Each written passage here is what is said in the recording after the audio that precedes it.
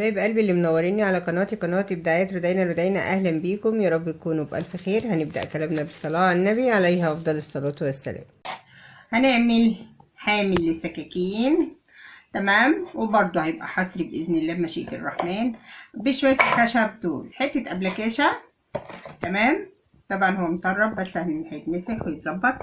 وهقيس القص بتاعي، هشوف هعمل الحامل. طبعا انت عايزه اكبر اعرض، سكاكينك ما شاء الله كتير، هتعملي الاكبر براحتك.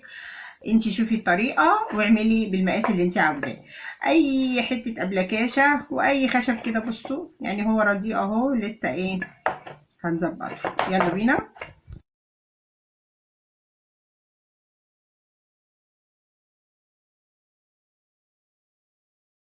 حبايب قلبي، قصينا الابلكاش بتاعنا وقصينا الخشب بتاعنا كده، كله مقاس واحد، الاربعه، تمام زي الفل. بصوا بقى، انت عايزه حجم اكبر من كده، يعني كل واحده حسب الحجم اللي هي عايزاه، تمام. احنا دول هيتحطوا، احنا هنعمل مربع، هنعمل مربع، تمام. طبعا هندق بقى، وهنيجي برضو فوق بدول، تمام، ونحطهم زي اللي تحت دول ونقفل. وهنقفل المربع بتاعنا بالشكل ده بالمسامير. برضو هوريكم ايه بالشرح، بس حابه هوريكم عملي، بس حابه اشرح لكم. بس انا عامله بتاعي صغنطوط، انت عايز تعملي بتاعك اكبر من كده.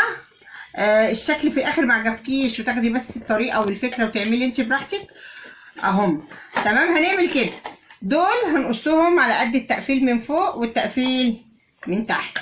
يلا بينا بقى نقفل مع بعض ونشوف هنعمل ايه.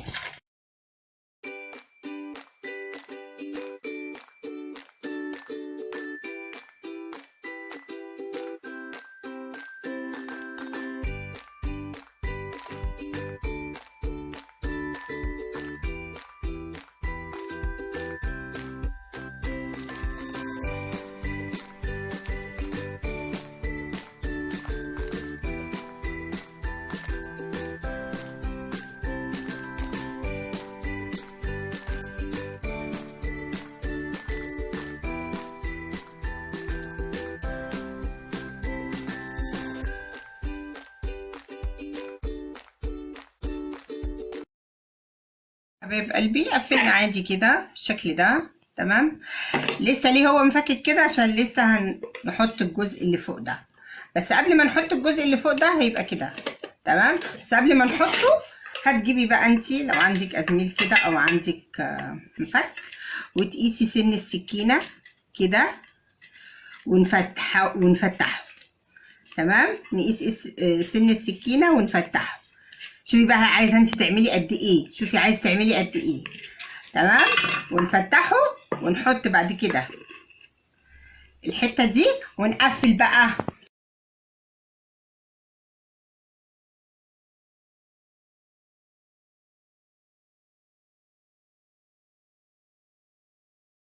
حبيب قلبي، قفلنا الجناب وقفلنا دي، وجينا هنا بقى خرمنا لسكاكيننا بسهوله جدا جدا جدا جدا. ممكن حته الابلكاشه بتبقى خفيفه، لو دخلت سن السكينه وقعدتي تعملي كده السكينه هتفتح وتقعدي توسعي كده. اهو عملت كام واحده كده خرمتهم. هاجي بقى كده حبايب قلبي واعمل كده بالشكل ده واثبت بقى واقفل، تمام. هقفل بقى بالمسامير بتاعتي كده، ونيجي بقى نغلف الشكل الرديء ده. عايزه ترشيها تدهنيها. انا هغلفها ستيكر خشبي، لقيت عندي حته ستيكر خشبي وهقفلها. بصوا بقى، خرمت كمان هنا خرمين كده في الجنب ده، قلت احط المقص ولا حاجه. يلا بينا بقى، خلاص كده يعتبر هنقفل الجزء اللي فوق ده ونغلف ستيكر وخلاص على كده.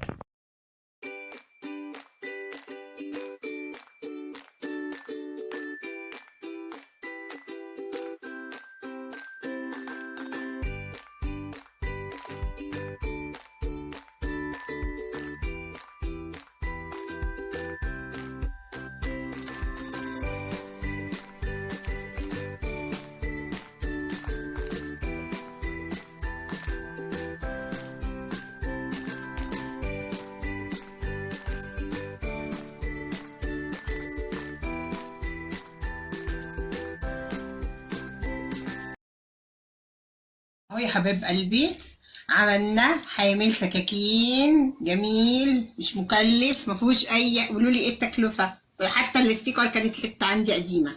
مفيش تكلفه يا جماعه، مفيش تكلفه. الحامل ده لو جبتيه من بره هيعمل كام؟ حامل السكاكين ده بتطلعي سكاكينك بكل سهوله اهي.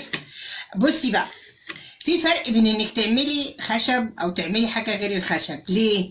لان لو عملتي حاجه غير الخشب كل ما بتيجي تطلعي السكينه وتدخليها فبتوسع. لو حاجه غير الخشب يعني ايا كان، فاهماني؟ فهو المستحب انك تعملي حامل السكاكين بالذات خشب. تمام؟ وادينا عاملينه ايه يعني، من خشب رديء. انتوا شفتوا الخشب كان عامل ازاي. هي قفلي كده زي ما شفتي وخرمي كده باي حاجه، بمفك ولا حاجه، بحيث سكينتك تخش وتطلع بكل سهوله كده. وعملنا هنا خرمين حلوين كده للمقصات زي الفل. لو عجبك الفيديو ما تنساش تتفرج على الفيديو ده وكمان الفيديو ده، وما تنساش تعمل سبسكرايب للقناة وادفع على خدمة الجرس علشان يوصلك كل جديدنا.